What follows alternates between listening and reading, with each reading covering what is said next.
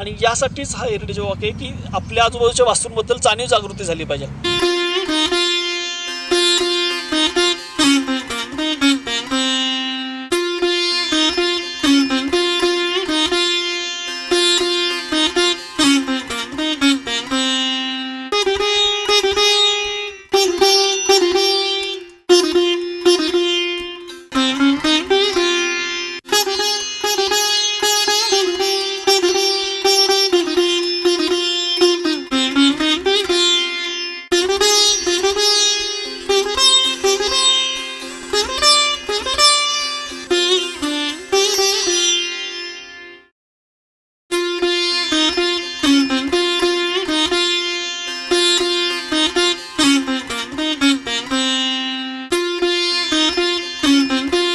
तटबंदी सारखा फॉर्म झाला होता नदीच्या वाहण्यामुळे मातीचा.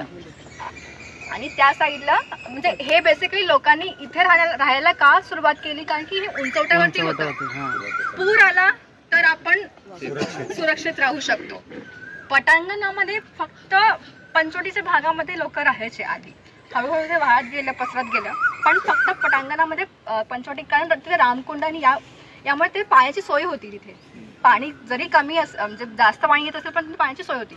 तिथले घरांची पद्धत पण थोडी वेगळी आहे. तिथे आपल्या पायऱ्या खूप उंच उंच आहेत. हे आपल्या लक्षात येतं की तिथला आणि इथला फरक कसा आहे. आज आपण जिथे उभे आहोत त्याच गडीवर पूर्वी मुघलांचं राज्य होतं आणि मुघलांच्या वतीने शहाजीराजे त्यावेळेस नाशिकचे कारभारी होते किंवा त्यावेळेस सरदार होते. त्याच्यापूर्वी तुम्ही विचार केला की औरंगजेब जेव्हा नाशिकमध्ये आला होता त्यावेळेस त्यांनी इथली काही मंदिरं पाडली होती. त्यापैकी या गडीवर असलेलं महालक्ष्मीचं मंदिर सुद्धा पाडलं गेलं होतं. त्यात कपालेश्वर पाडलं गेलं होतं, सुंदरनारायण पाडलं गेलं होतं, त्र्यंबकेश्वर पाडलं गेलं होतं. त्या महालक्ष्मी मंदिराचा एक पीस, एक पार्ट इथे दगडाच्या स्वरूपात आहे. त्याच्यावरची नक्षी पाहिली की लक्षात येईल की त्या मंदिराची बांधकाम किती प्राचीन आणि हे असेल हे लक्षात येतं. छत्रपतींचा जन्म जरी शिवनेरीवर झाला असला तरी छत्रपतींचं बालपण जसं शिवनेरीवर गेलंय तसं ते नाशिकमध्ये पण गेलेलं आहे. याच गडीवर पाटीलवाडा म्हणून आहे. त्या पाटीलवाड्यामध्ये शहाजीराजे राहायचे आणि तिथे छत्रपती यायचे. छत्रपतींना सुद्धा गोदेचं पाण्याचं एक जे आकर्षण होतं ते सुरतेच्या लढाईतून आपल्याला लक्षात येतं. सुरतेची जी स्वारी त्यांनी केली होती त्या स्वारी दरम्यान नाशिकच्या किल्ल्यांनी त्यांना ज्या पद्धतीने रसद पुरवली होती, संरक्षण केलं होतं, हे खूप महत्त्वाचं आहे. नाशिकमध्ये त्यांच्या लढायांबद्दल पण बऱ्याच गोष्टी आहेत.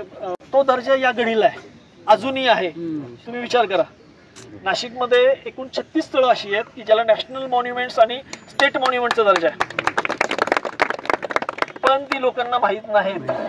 हा पण एक पुढचा भाग आहे.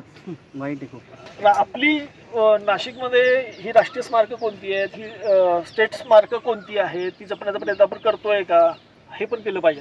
आणि मला अभिमान वाटतो की याच हेरिटेज वॉक ग्रुपमुळे, आपल्या नाशिककरांमुळे ओढ्याचं जे मंदिर आहे ओढ्यातलं, याच नाशिककरांनी याच हेरिटेज वॉक दरम्यान या नाशिककरांनी त्या मंदिराला वेढा घातला होता आणि हे मंदिर वाचलं पाहिजे यासाठी त्यावेळेस एक छोटं आंदोलन पुकारलं होतं. त्या आंदोलनाचा परिणाम आता असा झालेला आहे की ते मंदिर वाचवण्यासाठी ते स्टेट मॉन्युमेंट आहे, राज्य सरकारची जबाबदारी ते वाचवणंच, कारण त्याला स्टेट मॉन्युमेंटचा दर्जा आहे. पण त्यासाठी नाशिककरांना आंदोलन करावं लागलं आणि तो आंदोलन केल्यामुळे आता गुड न्यूज अशी आहे की त्या मंदिराला वाचवण्यासाठी 5 कोटीचा फंड आता मंजूर झालेला आहे. ते 1200 वर्ष जुनं मंदिर आहे आणि ते आता पुन्हा संरक्षित होईल अशी स्थिती आता त्याची आहे. अशीच नाशिकची 36 स्थळांची सुद्धा अवस्था आहे. खूप कमी स्थळं आहेत की ज्याच्याकडे प्रॉपर वे लक्ष दिलं जात आहे. नाशिकमध्ये 82 गड किल्ले आहेत. मी आकडा थोडा चुकती असेल, मागे पुढे असेल, पण इतके गड किल्ले आपण वाचवायची गरज नाही का? रामशेर सारखा किल्ला आपण इतका निधी आतापर्यंत खर्च केलाय पण साध्या सोयी सुविधा सुद्धा उपलब्ध करून देऊ शकलो नाही. रामशेरचा इतिहास सुद्धा तिथे सांगा ऐकायला मिळेल, पाहायला मिळेल असं काही तयार करू शकलेलं नाही. तर नेमकं आपण काय करतोय?